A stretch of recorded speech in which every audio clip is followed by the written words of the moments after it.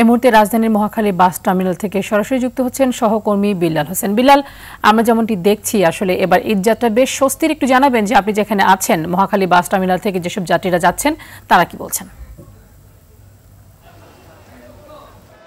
তা নিয়ে আপনাকে আসলে জানিয়ে রাখি যে আমি কিছুক্ষণ আগেই কিন্তু গাবতলী যে বাস টার্মিনাল, তারপর সায়দাবাদ বাস টার্মিনাল কিন্তু ঘুরে এসেছি। এখন আছি কিন্তু মহাখালী বাস টার্মিনালে।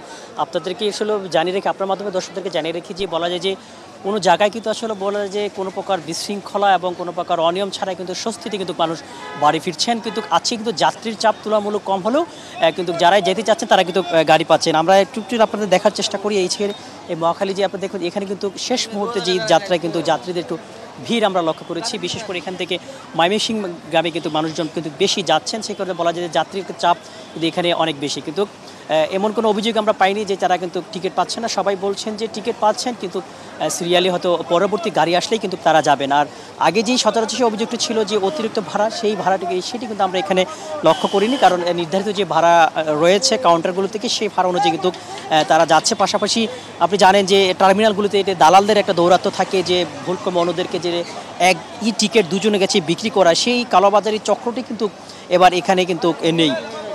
সবচেয়ে কিছু বলা যায় যে কিন্তু অনেকটা স্বস্তি কিন্তু সাধারণ মানুষ কিন্তু তারা যেই যাত্রা সেটি কিন্তু করছেন। এখন আসলে দেখার অপেক্ষায় যে আসার পথে, যাওয়ার পথে যে স্বস্তিতে সাধারণ মানুষজন যাচ্ছেন, আসার পথে কতটুকু স্বস্তিতে তারা ফিরতে পারেন সেটা এখন দেখার অপেক্ষায়। তো এই ছিল মহাখালী বাস টার্মিনাল থেকে আমার কাছে সর্বশেষ। জি, প্রত্যাশা থাকবে ফেরার পথযাত্রীরা নিশ্চয়ই স্বস্তিতে ঢাকায় ফিরবেন। ধন্যবাদ আপনাকে।